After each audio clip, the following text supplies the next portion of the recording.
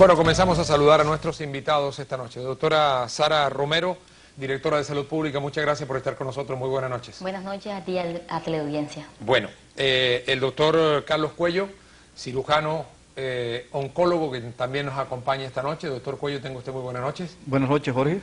Bueno, y la persona que motivó este programa, el presidente de la Sociedad de Ingenieros Químicos del Atlántico, el doctor Osvaldo del Castillo. Don Osvaldo, buenas noches. Buenas noches, Jorge. Gracias por la invitación. Bueno, don Osvaldo, vamos al grano. ¿Qué tipo de alimentos están consumiendo los barranquilleros? Y hablemos rápidamente de tres grupos.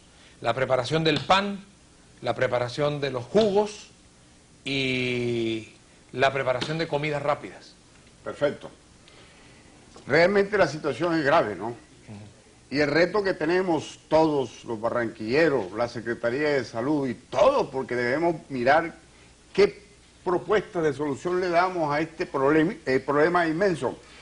Por ejemplo, en el caso de las panaderías, subrepticiamente, porque aquí se maneja mucho el contrabando, se prohibió en el año 2003 el bromato de potasio. Pero es que no solamente el bromato de potasio, porque también se venden mejoradores o aditivos para la preparación del pan, porque no solamente el pan lo fabrican como lo fabricaban nuestros abuelos, con la harina de trigo, con el huevo, con la mantequilla, no, le agregan sulfato de calcio, carbonato de magnesio, fosfato de calcio. ¿Y con qué objeto hacen eso?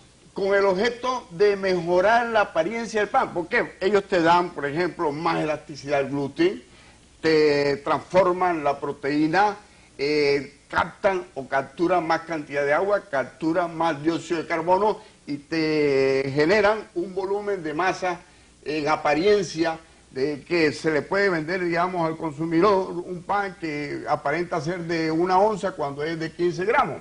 Entonces, el problema es... por esos productos lo hacen más rendidor y al mismo tiempo le sale más económico al productor. Hay un problema de ignorancia. Yo creo que debemos entre todos mirar cuál es el programa que podemos desarrollar de capacitación, de informarle a la gente, porque los panaderos viejos me dicen, ingeniero, yo sé que eso no se puede hacer, sí, pero se hace.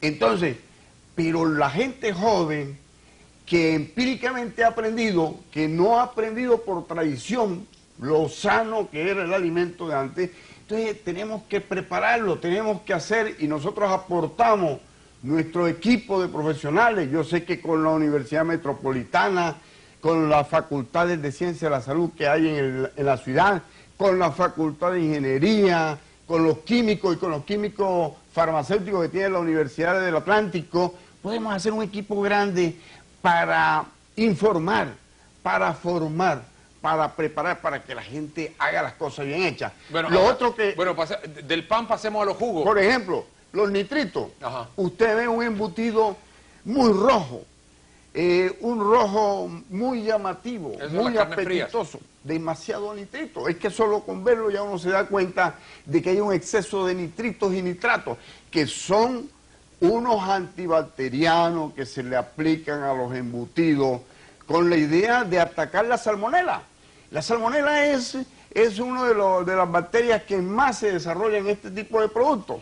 Y no solamente es aquí, porque yo estaba leyendo, por ejemplo, estadísticas, Jorge, de España, que la salmonela el año pasado, en agosto del 2005, ya llevaba 2.460 casos de enfermos, de intoxicados por salmonela en el propio Madrid. Bueno. Y hay que ver que las ciudades europeas y los españoles están trabajando duro sobre eso. Bueno, ya hablamos del pan, hablamos de los embutidos, ahora hablemos de los jugos. ¿Qué está pasando con los jugos? Los jugos, engañosamente, la gente maneja unos aditivos. Los aditivos son buenos, porque los aditivos se usan. Hay unos aditivos que son unos conservantes o conservadores, que hay aditivos conservadores que son tóxicos y hay unos que no son tóxicos.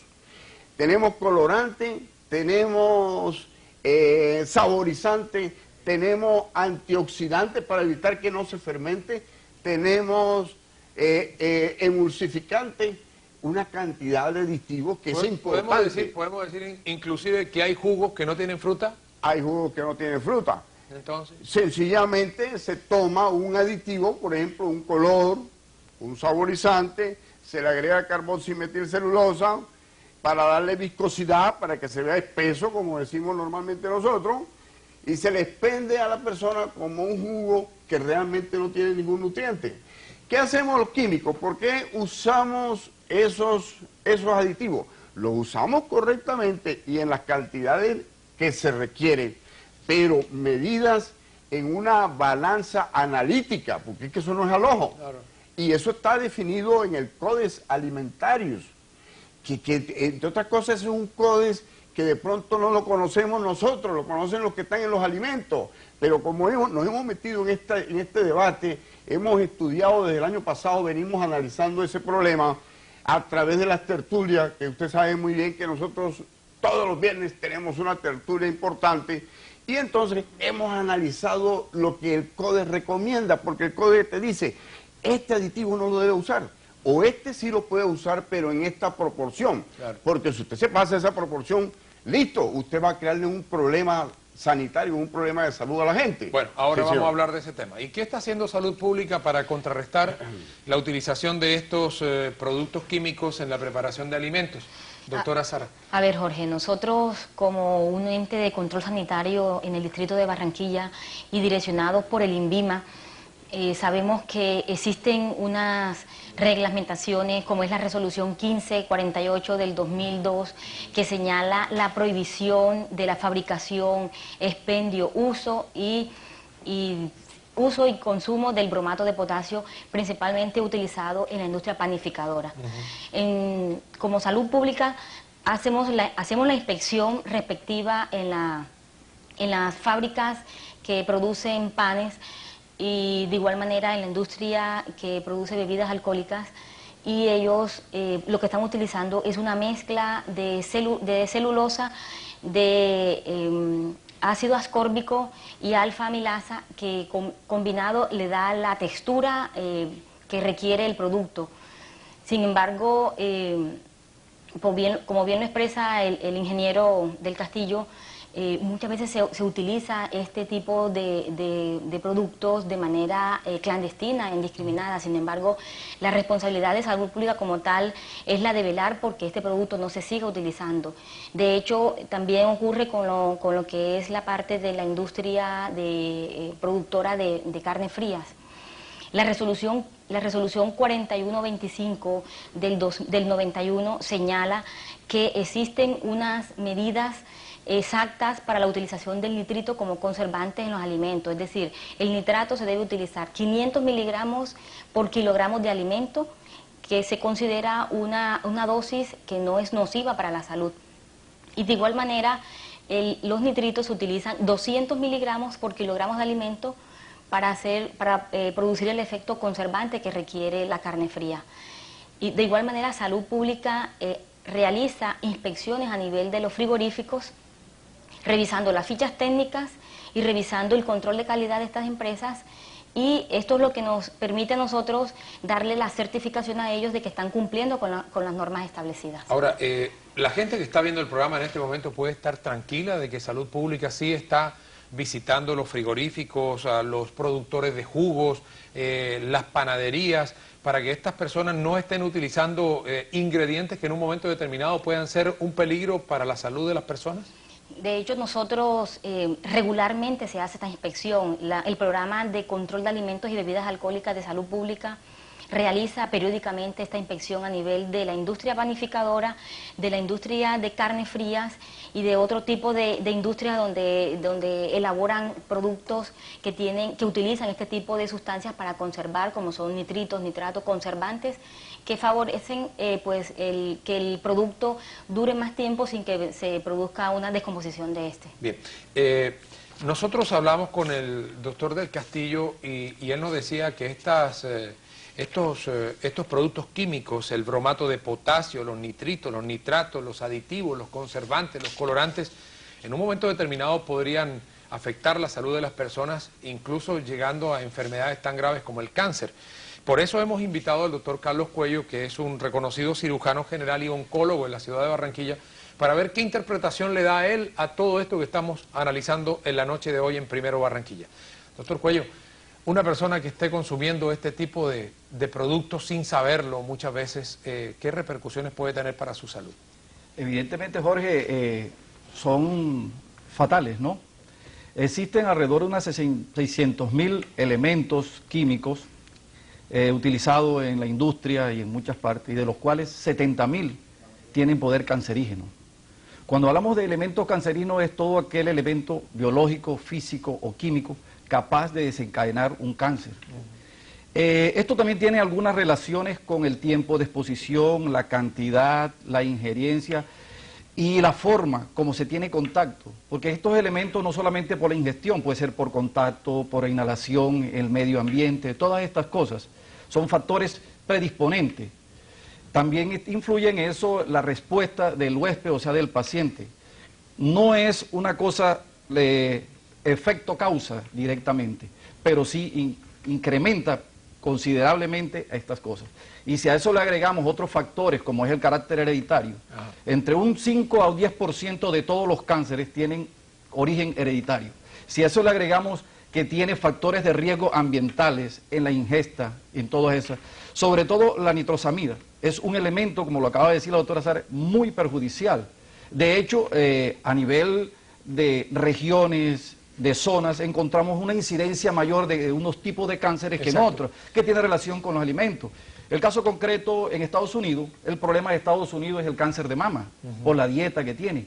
Mira cómo había incrementos, Jorge. En la época de los 80 se hablaba de 10 mujeres que nacieran vivas, una en Estados Unidos, una de ellas iba a sufrir cáncer de mama en la vida. Hoy en día estamos hablando de cada 8. Y el incremento va asombroso. En el Japón, el problema ellos lo tienen es con cáncer de gástrico. ¿Y eso a qué se debe? A la ingesta de carnes ahumadas. También tiene que ver con la zona volcánica. Es algo que influye. Nosotros aquí en la zona cundiboyacense, que es alta zona volcánica, tenemos una incidencia muy alta de cáncer. ¿Y qué tipo de cáncer tenemos nosotros en mayor proporción en la región Caribe colombiana? Bueno, mira, nosotros en la región Caribe es un país subdesarrollado. Evidentemente tiene la separación por sexo. En la mujer sigue siendo el cáncer de cuello uterino, la primera causa, aunque está con el cáncer de mama, están pisándose los talones, podemos decir. En el hombre, próstata, pulmón, siguen así en esas secuencias, ¿no? Ya. Y ahora, ¿y cómo influyen estos alimentos que ha enumerado el presidente de la Sociedad de Ingenieros Químicos en el aumento de las enfermedades de cáncer, de los diferentes tipos de cáncer que están afectando a los habitantes en Barranquilla, por ejemplo? Bueno, mira, como te dije anteriormente, eso va a depender del tiempo de exposición, de la ingesta. Ahora, también tiene relación con el tipo de dieta que se tenga. Lo ideal es hacer comidas sanas, ejercicio, muchas verduras, mucha fruta, algo natural. Una dieta ideal debe ser de unos 25 a 30 calorías de grasas, pero si nosotros la gran mayoría que tenemos es aporte de grasas saturadas. Eso es fatal, porque eso se acumula. Esa grasa tiene una estructura bastante parecida a las hormonas, en los estrógenos, que se acumula y llega a producir unos problemas fatales en la mujer, que desencadena el cáncer de mama. Ahora, una persona que consuma en abundancia, por ejemplo, el bromato de potasio, ¿qué puede pasar con ella? Es una persona que tiene riesgo no solamente a tener problemas de cáncer, sino también problemas a nivel del trastorno del sistema nervioso, en su configuración, en todo. Lo que sucede, Jorge, es que estos cambios se dan a nivel celular. Y cuando van a tener una manifestación a nivel sistémica, cuando ya vemos la masa o vemos las lesiones, ha pasado un gran tiempo. Entonces es difícil, porque eso no es inmediato, esto es tardío. Ahora, los médicos en Barranquilla, los oncólogos que están tratando el cáncer, ¿están preocupados por el tipo de dieta que tienen los habitantes en Barranquilla? ¿Hay alguna preocupación? Por supuesto, Jorge, evidentemente, y eso es una de las cosas que estamos analizando. Mira, en la Universidad Metropolitana se está haciendo un trabajo con respecto a los niveles de estrógeno que tienen las carnes. Allá contamos con un laboratorio de cromatografía, con un ingeniero químico que está al cargo de eso, está haciendo tomas de muestras al azar en diferentes dispendios para determinar, porque no solamente es la patología tumoral maligna, son las otras cosas, el doctor lo acaba de decir, la salmonelosis, las intoxicaciones, la forma como se preparan los alimentos también. Hay una situación que cuando los alimentos se cocinan a temperaturas muy altas, liberan una sustancia que es cancerígena, y esta sustancia es precursora de la formación de plástico, que también produce estas alteraciones. Recientemente salió un anuncio de la Federación Americana de Control de Alimentos y Bebidas, en donde determina que hay una incidencia altísima de estos alimentos. Por eso recomendarles los alimentos, cocinarlos al vapor, que no se quemen mucho, que no se quemen, porque ahí está el alquitrán también, está esa sustancia que producen las sustancias nitrogenadas, que son factores de riesgo para el cáncer. Ahora, y otro asunto bien grave es la utilización en muchas oportunidades de los aceites para fritar productos. Claro, por supuesto. El ideal es el aceite de oliva. Sí. O sea, las grasas animales son fatales, las vegetales son las ideales. Bueno, ahí está el tema expuesto. Vamos a hacer nuestra primera pausa aquí en Primero Barranquilla y luego vamos a recibir llamadas de nuestros televidentes para que también participen y le formulen algunas inquietudes a nuestros invitados en la noche de hoy. Estamos al aire en Primero Barranquilla. Las 9 de la noche, 4 minutos, estamos al aire en Primero Barranquilla a través de TV3. Usted puede participar llamando al 330-4640, le repito nuestro teléfono, 330-4640, nos llama y participa con nosotros sobre este tema que es bien interesante. ¿Y qué están haciendo los ingenieros químicos, además de poner la denuncia pública con respecto a esta situación en la preparación de los alimentos? Nosotros proponemos que coadyuvemos en el proceso de certificación de todas las industrias con relación a buenas prácticas de manufactura y con relación a los procedimientos HACCP, tanto a los productores como a los distribuidores y como a los que preparan, como es el caso de los restaurantes. Aquí en Barranquilla, por ejemplo, que yo sepa, todavía no hay un solo restaurante que esté certificado con buenas prácticas de manufactura. Creo que solamente hay uno que está en ese procedimiento ahora. O creo que ya se certificó, pero no es propiamente un restaurante, sino es un negocio que se dedica a la preparación de alimentos para suministrar a los trabajadores. Pero los casinos tampoco. Entonces, ¿por qué? Porque buena práctica de manufactura te exige una infraestructura técnicamente bien diseñada, con acero inoxidable, no puede haber madera, tiene que ser absolutamente inocuo los alimentos, tiene que haber una higiene total. Ya. Doctora Sarita, un televidente que nos esté viendo esta noche en Las Palmas, en Rebolo, en La Chinita, en La Luz, en El Prado o en cualquier rincón de Barranquilla, que compre el pan habitualmente en la panadería de la esquina, ¿cómo sabe ese señor que ese pan que le están vendiendo no puede atentar en un futuro contra su salud? Bueno, vuelvo y reitero que Salud Pública hacemos los controles necesarios para evitar que desde la industria harinera se utilice el bromato de potasio. Sin embargo, se hace de igual manera la vigilancia e inspección en las panaderías de todo el distrito de Barranquilla. Tenemos una base de datos en la Oficina de Salud Pública donde tenemos cubierta todas las industrias panificadoras, las industrias generadoras de alimentos, restaurantes, cafeterías, heladerías, que de una u otra manera expenden este tipo de productos y de igual manera se le hace la inspección y la vigilancia para comprobar que en la elaboración del alimento no estén utilizando este producto. O sea, podemos estar tranquilos de que hay una revisión permanente del distrito hacia la preparación de los alimentos en los diferentes restaurantes y negocios. Sí, por supuesto, nosotros, nuestra función como tal, como ente controlador y sanitario, es el de velar porque el alimento que se esté consumiendo en la ciudadanía sea un alimento que sea apto para el consumo y que no represente un riesgo para la salud de las personas. Bueno, teníamos una llamada, se nos cayó, pero ya tenemos un televidente al aire a esta hora. A ver, ¿con quién hablamos? Buenas noches. Buenas noches. Sí. Habla con la señora Carmen de la Hoz. Doña Carmen. Buena Esperanza. Cuénteme, doña Carmen. Yo quiero preguntarle a la doctora de Salud ¿Cuál es el control que ellos tienen en los diferentes barrios donde procesan alimentos sin control alguno? Porque ella dice que sí tiene todo bajo control. Y yo le puedo decir que no es lo que ella está diciendo, de que tienen el control en la ciudad. Porque aquí cerca a mi casa hay una fábrica de embutidos que están haciendo chorizo, butifarra, y yo personalmente llevé ese informe a Distrisalud. ¿Y sabe lo que dijeron ellos, los señores?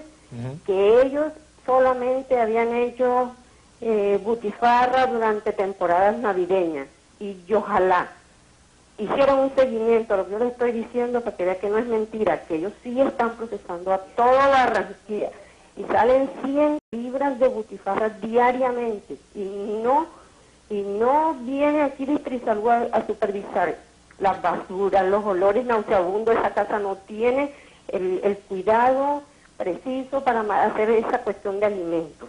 Yo lo estoy diciendo públicamente porque es así. Señora doña Carmen, por el interno, si es posible, usted nos puede dejar la dirección, o si nos la puede...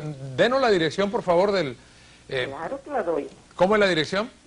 Para que la doctora Sara haga una inspección a esa fábrica. Carrera 15. Carrera 15. Número 6041. ¿60? 6046. Ok, yo le voy a suministrarle la información a la doctora Sara. Bueno, ¿cómo hacer con esas procesadoras que quedan en los barrios y que de pronto no están muy al alcance de los funcionarios de Distrisalud para hacer la respectiva inspección y revisión en la preparación de los alimentos? A ver, nosotros establecemos inicialmente un censo. Este censo nos permite a nosotros dimensionar la cantidad de personas que tienen fábricas o tienen restaurantes en donde realizan la labor de expendio de alimentos. Con este censo nosotros vamos hacia ellos y determinamos si tienen el curso de manipulación de alimentos, si realmente las condiciones sanitarias del sitio, las condiciones locativas son aptas para la elaboración del alimento, para la fabricación de este. Y de hecho, si no es así, nosotros tenemos la obligación de realizarles el curso de manipulación de alimentos, en donde se especifica primero las temperaturas de cocción, de conservación del alimento, la manipulación adecuada del alimento, que no represente un peligro en las personas que lo consumen. Y posteriormente ellos se hacen acreedores a una certificación en donde consta que ellos realizaron el curso de manipulación de alimentos y que las condiciones locativas donde se realiza la elaboración del alimento sean las más adecuadas. Ahora, existen muchos domicilios en donde se elaboran alimentos de manera clandestina, en donde cuando se ha hecho la inspección ellos reportan dan una información que nosotros suponemos como cierta. Sí. Como el caso de la señora que recién llamó. Se hizo la verificación allá y lo que dijeron fue eso, que ellos habían elaborado el producto nada más para diciembre y que ya no habían elaborado más. Entonces uno considera que lo que están diciendo ellos lo considera uno como real y como claro. Que es así. Bueno, tengo otro televidente en línea esta noche. Se trata de Boris Lutgarden. Don Boris, buenas noches. ¿Qué ha habido? ¿Cómo te va, Jorge? Muy bien, señor. Cuénteme.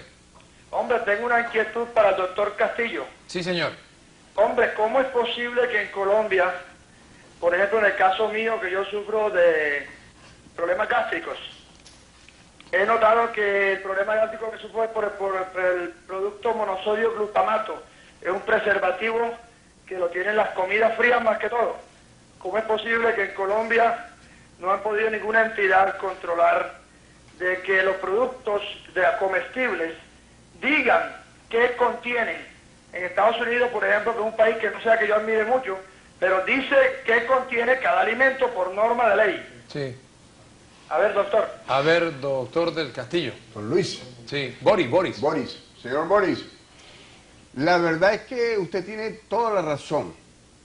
Cada productor debe presentar su producto con una etiqueta donde tenga absolutamente todas las especificaciones, porque es la única manera que una entidad de salud puede hacerle la trazabilidad al producto, saber cuál es la materia prima, cuál es la procedencia de esa materia prima, determinar la ficha técnica de esa materia prima y tener todas las características, porque la idea es que el producto sea inocuo y se conozca su trayectoria desde el campo hasta la mesa del consumidor. Ahora, don Osvaldo, uno Sí, ve señor. en la parte de atrás de los... Bueno, aquí usted tiene un empaque. Uno aquí ve cómo están los ingredientes del producto, pero todos los artículos comestibles, carnes frías, ¿sí traen esa preparación o los ingredientes o no? No, infortunadamente no. ¿Y el INVIMA no lo exige en Colombia? Más aún, es que el mismo director del INVIMA hace como 20 días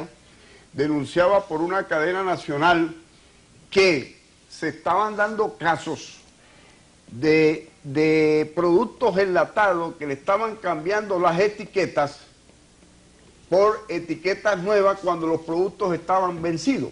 Nosotros sabemos que un producto que ya está vencido ha podido sufrir un proceso de enmohecimiento, que eso puede generar unas aflatoxinas que también son tóxicas, Claro. y pueden ser carcinógenas. Doctor, ¿usted quería decir algo, doctor Sí, Cuello? quería agregar con respecto a la pregunta del televidente anterior, que eso es, digamos, una ley. Evidentemente, hoy se celebra el Día Mundial contra el tabaco, de no fumadores, y eso fue una lucha de lograr conseguir que en las cajetillas aparezca esa consigna y que la gente sea consciente y ya, si lo consume, es bajo su responsabilidad. Sí, y también las bebidas alcohólicas, ¿no? Por supuesto. Exacto. Bien, a ver, don Osvaldo. Yo quería agregar una cosa, porque es que realmente, ahora que conocí a la doctora Sara, que estuve conversando ayer con ella, me he dado cuenta pues de que es una profesional que está interesada en prestar un servicio a la ciudad. Pero yo pienso que a la Secretaría de Salud hay que fortalecerla. Primero, se acabó el laboratorio físico-químico bacteriológico mediante la ley, creo que fue la 765. En vez de descentralizar las cosas, lo que hizo esa ley fue descentralizar. Entonces, ¿qué sucede? Que, ¿cómo va a tener la Secretaría de Salud un control realmente riguroso si no tiene un laboratorio a su disposición para llevar unas muestras permanentemente y tener la doctora Sara un equipo de profesionales con un cromatógrafo, ¿verdad, doctor?, para determinar las acrilamidas, para determinar los nitrosaminas, todos estos productos? Entonces, no tenemos un laboratorio. Yo creo que hay que meterle el hombro allí y inyectarle profesionales, porque es que con técnicos, los técnicos pueden hacer un trabajo importante, de decirle, por ejemplo, a los trabajadores, vea que pónganse un tapaboca, que lávense bien las manos, pero el asunto es, están usando benzoato de sodio como preservativo. Oiga, benzoato de sodio es tóxico. Y se acepta, la FDA lo acepta usarlo en cierta proporción, en cierta concentración. Entonces ya tiene que ser un profesional que va a hablar con otro profesional y a discutir. Vamos a hacer un balance de materia, vamos a determinar que efectivamente usted está usando la proporción del caso. Bien, tengo otro televidente en línea, es don Guillermo Ospino, nos llama del barrio Los Andes. Buenas noches. Buenas noches, Jorge. ¿Cómo Doña estás? Guillermina. Jorge, Dígame. ¿cómo estás? Dios te bendiga, te guarde. Muchas gracias. Quiero preguntarle al médico oncólogo que está presente, yo que he escuchado pues tantos casos y él está hablando sobre los cánceres uterinos, ¿verdad? ¿Cómo se llama la sustancia y en qué alimentos está presente? Por favor, yo que tengo 3 hijas mujeres, yo no le da temor como mamá. Aquí por mi casa en Los Andes hay un puesto que se llama Todo a la Leña. Mi hija presentó una intoxicación por un perrito que se comió, un perrito caliente. Y ella dice que cuando se lo estaba comiendo como niña, ¿no? Al fin sintió que el pan sabía feo, pero se lo comió porque dijo, mami, de pronto tú me ibas a regañar si no me lo comías, porque ibas a decir que molestaba. Entonces, ¿cómo hacen en estos casos para que tú te des cuenta? Y es un sitio grandísimo que está frente al Parque Los Andes, que la doctora puede tomar nota y, caramba, yo he ido allá y te cuento que aprecio mucho a la dueña, pero el aceite es negro, lleno de migas en cantidad quemada. Dios sabe que no lo estoy haciendo para denunciarla, sino que por favor, en ese sitio vamos cantidad de personas con nuestros hijos a comer. Bien, muchas gracias, doña Guillermina. Bueno, Bueno, evidentemente, como lo dije anteriormente, no es una sola ingesta, un solo contacto, es la continuidad, la perseverancia con esto, ¿no? Los tipos de alimentos llamados ahorita las famosas comidas chatarras que llaman. Sí. Eso, si lo hacemos frecuentemente, que están cambiando nuestros hábitos alimenticios, puede traer consecuencias. La pregunta que decía la televidente con respecto al cáncer de cuello uterino, sí, estas sustancias tienen un incremento, pero hay otras cosas más, hay relación con el papillomavirus humano, con la promiscuidad sexual, otros elementos. Esto no es que lo ingirió hoy y ya mañana va a tener esa predisposición. Evidentemente yo creo que si eso se está dando, para eso son estos medios, estos programas, para que la gente se eduque, para que hagamos la verdadera medicina que tenemos que hacer, es la preventiva. Claro. Eso es lo que tenemos que hacer, hacer la preventiva para poner estas cosas. Con el doctor comentaba de lo que debe hacer la Secretaría de Salud, yo creo que también hay que llamar a juicio aquí y darle responsabilidad a las administradoras de riesgos profesionales. También tienen muchas injerencias con esto, porque ellas tienen que vigilar las empresas, las instituciones donde se hacen esto, en que el contacto, porque vuelvo y digo, no solamente la ingesta, es toda forma de elemento que pueda tener contacto que tenga poder cancerígeno. Óigame, doctor Cuello, y los demás panelistas de esta noche, yo no sé si ustedes vieron el caso de una persona que durante mucho tiempo consumió hamburguesas en una importante cadena norteamericana, y esa persona se envejeció, se engordó, tuvo problemas muy serios para la salud y posteriormente terminó demandando a esa importante cadena de productora de hamburguesas. Y ahí viene el tema que tocaba el doctor Cuello. El asunto no es que vaya a comer esta noche y mañana vaya a amanecer con un cáncer. Por supuesto. Es una acumulación en el tiempo de consumos de alimentos poco saludables, doctor Cuello. Sí, claro.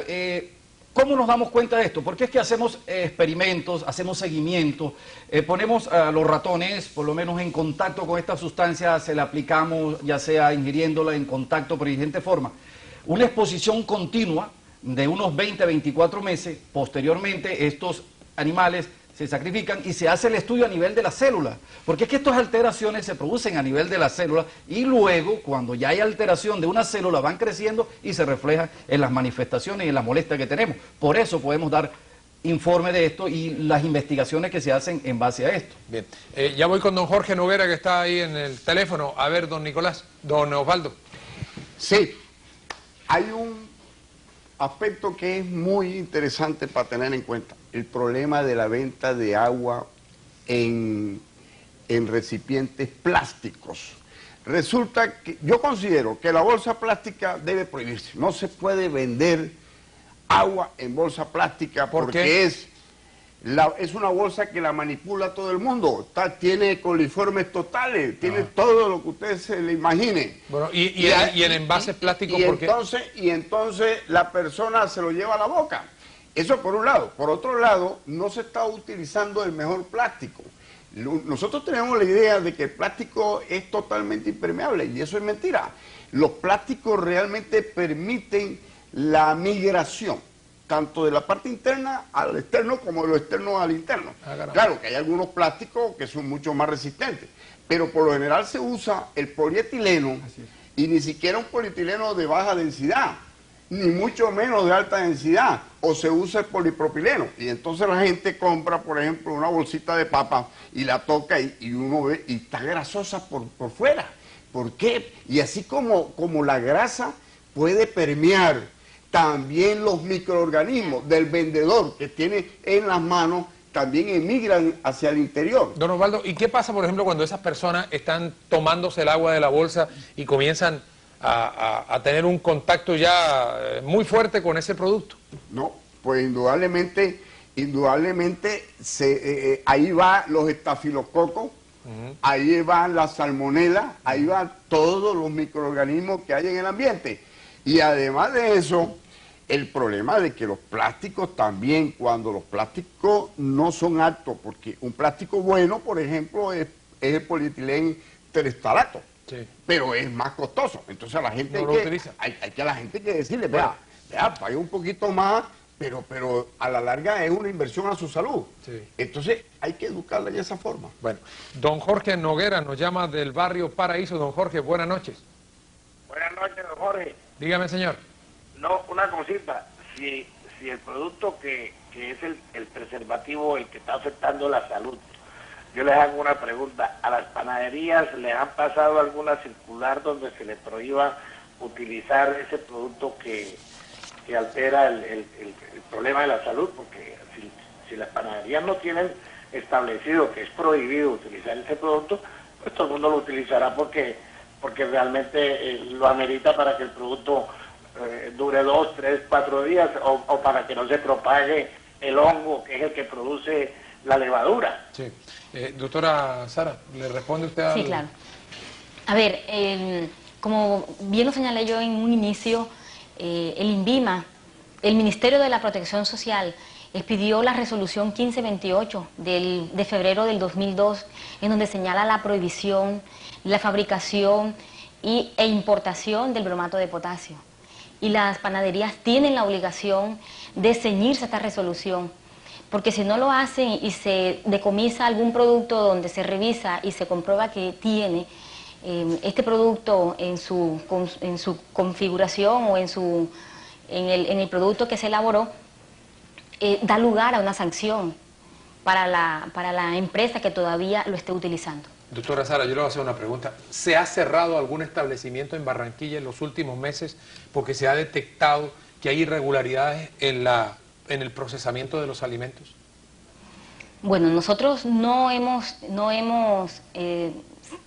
cerrado ningún establecimiento ni hemos establecido ningún tipo de sanción hasta el momento, porque las inspecciones que hemos realizado hemos encontrado que ellos cumplen con las normas sanitarias que requiere el establecimiento para funcionar como tal. Ahora, ¿y qué están haciendo con la venta de comidas en la calle? Esta es una situación que de verdad que es preocupante, porque la proliferación de ventas ambulantes cada día es mayor. Como bien sabemos, Barranquilla es una ciudad receptora de mucha población, principalmente desplazada, donde utilizan la economía informal y donde se generan este tipo de ventas de alimentos. Estamos trabajando en conjunto con la Secretaría del Interior, específicamente con Inspección General, porque esta situación es cada vez más alarmante.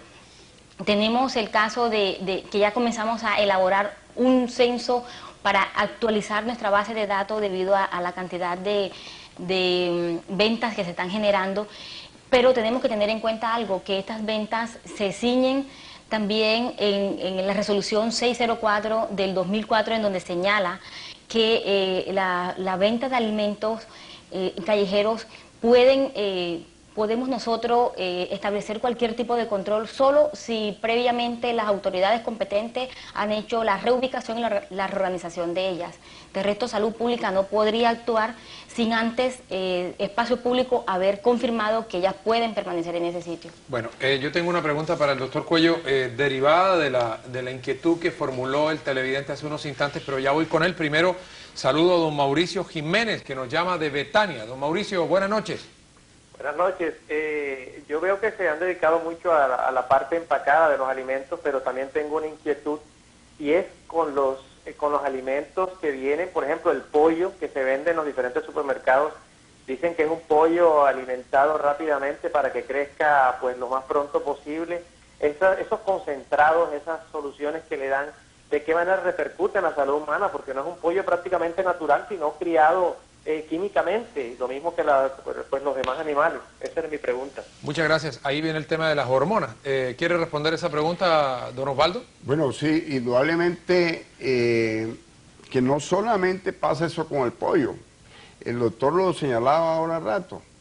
Hay otros alimentos que vienen del campo. Por ejemplo, incluso la misma verdura, la fruta, también se utilizan los plaguicidas y los fungicidas, y si nosotros no procesamos bien todos esos alimentos, los lavamos correctamente, pues todos esos plaguicidas vamos a ingerir dioxinas, furanos, que también son tóxicos y son cancerígenos. Más aún, se ha probado que la leche es una buena transmisora de plaguicidas, de dioxina, porque la vaca consume la hierba a la que se le aplica también plaguicida. Y eso encadena, llega hasta la ingesta humana, hasta el metabolismo. Entonces, todos estos alimentos hay que controlarlos. Afortunadamente yo vi en la prensa de que hace poco hubo una productora aquí de pollo que se certificó con Hazard. ¿Qué es Hazard? Hazard es un sistema que se llama de control de riesgo y de puntos críticos en el proceso, de tal manera de que se garantiza perfectamente todo el proceso, controlando el suministro de los químicos, de los concentrados que se le da a los animales para su alimentación y para su reproducción, y toda la parte sanitaria que tiene que ver con el proceso. Yo creo que si nosotros hacemos eso, indudablemente, vamos a reducir los riesgos y vamos a reducir los puntos críticos de los procesos, pero no termina allí, porque no solamente hablamos de buenas prácticas de manufactura en el productor, en el fabricante, también hablamos de buenas prácticas de manufactura para el distribuidor, para el laboratorio. O sea, todos están comprometidos. O sea, toda la cadena. Toda la cadena, bien. Perfecto. Bueno, mire, vamos a hacer una breve pausa, pero antes quiero dejar una reflexión. De pronto, los televidentes pueden estar confundidos con lo que está pasando aquí en el programa, porque ya nos hemos ido al extremo de que las frutas, las verduras, el pollo, todo está complicado. A todo hay que ponerle atención. Quiero que entiendan que el programa tiene un sentido informativo, que la gente se eduque con respecto a lo que está comprando para luego consumirlo. Básicamente es eso. Queremos prevenir a la gente, que cuando usted vea unos alimentos en la calle, vea bien, observe bien, teniendo en cuenta todos estos elementos, pero no es que vayamos a satanizar todo lo que encontremos en la calle o lo que encontremos en los almacenes, en las panaderías. Manejemos el asunto con mucho cuidado. Ya regresamos.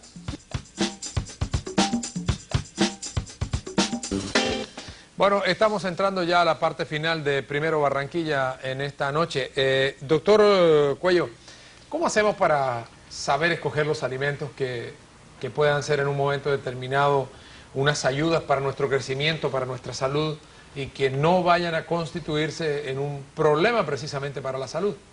Bueno, mira, una de las recomendaciones es hacer una dieta balanceada, hacer ejercicio y mantenerse en actividad. Nuestra fuente de alimentos son las proteínas, los carbohidratos y las grasas.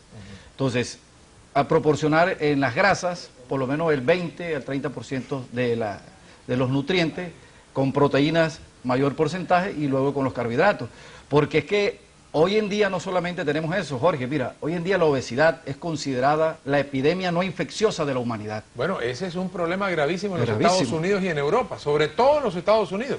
Y ahora con este asuntico del internet, que los pelados no hacen ejercicio, sino que están, el único ejercicio lo hacen es con los dedos. Por supuesto, mira, y la obesidad incrementa en un 20 a 30% el riesgo de cáncer. Entonces, debemos de aprender a comer. Tenemos que hacer algo balanceado, hacer actividades y tener una vida sana. Y los muchachos tampoco están consumiendo alimentos naturales. Se están conformando con las comidas rápidas, con las papitas fritas que vienen en las bolsas, de las que hablaba el doctor del Castillo hace un instante. Así es. Es que no solamente es la forma de la preparación, la elaboración. Yo creo que esto comienza desde el mismo momento de la siembra, el cuidado de los alimentos, la preparación hasta cuando llega al consumidor. Eso, ahí en cada uno de esos pasos hay que tener en cuenta, porque cada uno va agregando su situación. Había un televidente que preguntaba sobre los pollos y los alimentos. Eso tiene una repercusión grande, sí. En donde no solamente es el que se lo den, sino es que, mira, a un pollo le cambian su vida, su ciclo, lo aceleran, le cambian su metabolismo normal. Entonces, ¿eso qué hace? El pollo se desarrolla, pero no en una forma ideal, no con sus nutrientes. Él aumenta en cantidad la fibra, pero no de calidad. Entonces, ingiere más, hace retención ingiere más líquido, hace retención de agua, pesa más y está a la venta. ¿Y eso qué está trayendo? Mayores complicaciones. Mira, hay un cuestionamiento de por qué la juventud está cambiando la forma, los actos de pensar. Probablemente ese gran estímulo hormonal tenga que ver con los cambios del comportamiento del ser humano. Bien. Doña Marlene Galán, del barrio La Magdalena, nos llama a esta hora a Primero Barranquilla. Buenas noches. Buenas noches. Mira, mi inquietud es a la doctora. Yo tenía entendido que el bromato de potasio era un aditivo que venía directamente en la harina, eran las industrias harineras donde le adicionaban ese químico a la harina. Yo quiero saber si hay alguna otra forma de que en las industrias panificadoras lo utilicen. En efecto, la industria harinera se le tiene un control para evitar la utilización del bromato de potasio en la harina. Sin embargo, también se establece controles a nivel de panaderías para evitar también el uso indiscriminado de esto de manera clandestina en las panaderías. Pero actualmente han cambiado el bromato de potasio por una mezcla de ácido ascórbico y alfa-amilasa, que de igual manera va a producir la textura en el producto, pero sin que tenga repercusiones en la salud de las personas que lo consumen. Estos últimos dos elementos que acaba de nombrar la doctora Sara, ¿qué perjuicios pueden tener para la salud? No, el ácido ascórbico no, es vitamina C y las enzimas son las más recomendadas precisamente para esto, con el objeto de que el pan logre tener esa textura, eso es lo ideal. Y así, indudablemente, yo creo que antaño también se usaba esa fórmula. Lo importante es mantenernos vigilantes porque fíjate que te comentaba que yo creo que este fue el último país que prohibió el uso y la importación del bromato, que fue hasta enero del 2013. Muy probablemente quedó algún stop por ahí dando vueltas. Y más aún, ya se ha probado, por ejemplo, que en el Perú, en 97 que lo prohibieron, han entrado importaciones de contrabando. Y nosotros tenemos mucho bromato también acumulado, porque hasta el 2003, desde el 14, que fue cuando se inventó, hasta el 2003, que fue cuando lo consumimos, no, es un producto bioacumulable. Pero hemos hablado tanto del bromato. ¿Qué es el bromato? Bueno, esa es una sal clasificada químicamente como de carácter mineral o inorgánica. Entonces está compuesta de bromo, como lo mismo la palabra lo dice, y tiene oxígeno, o sea que es un agente oxidante enérgico. De tal manera que cuando es ingerido en el organismo, él se transforma, puede transformarse en ácido bromhídrico. Y ese ácido bromhídrico puede depositarse fácilmente en cualquiera de los órganos, más sensibles, como por ejemplo se ubica en el hígado, se ubica en los riñones, por eso se considera un nefrotóxico. Entonces, es bioacumulable porque no es fácilmente, no es fácil su eliminación. Ahora, ¿usted quisiera anotar algo, doctor? Sí, eso que acaba de decir el doctor, por eso es que se recomienda la ingesta de sustancias antioxidantes como la vitamina A, la vitamina E, la D, el ácido ascórbico que interviene con eso, las verduras, los vegetales, el coliflor es uno de los elementos que hoy en día está reconocido que previene el cáncer de colon, porque es además de la facilidad que tiene de que produce mucha fibra, también es un agente antioxidante y eso favorece entonces a todos estos procesos, porque el organismo constantemente está en intercambio a través de todas estas sustancias. Bueno, hemos tenido una hora de amena conversación, pero les quiero reiterar, tomemos todo lo que hemos analizado en la noche de hoy de manera informativa para tener una mayor cobertura cultural sobre las dietas alimenticias que estamos nosotros utilizando en este momento y que estamos consumiendo a través de restaurantes, cafeterías, en la calle o en nuestras mismas residencias. De tal manera que no vayamos a satanizar la cadena alimenticia porque el asunto se nos complica. Reitero, miremoslo desde el punto de vista informativo y cultural. Doctor Cuello, doctora Sara, doctor Osvaldo, muchas gracias por estar con nosotros y creo que ha sido un programa bien interesante, muy ameno y de mucha información. A ustedes, amables televidentes, muchas gracias por estar con nosotros aquí en Primero Barranquilla. Nos encontramos el próximo miércoles a la misma hora, 8:30 de la noche a través de TV3.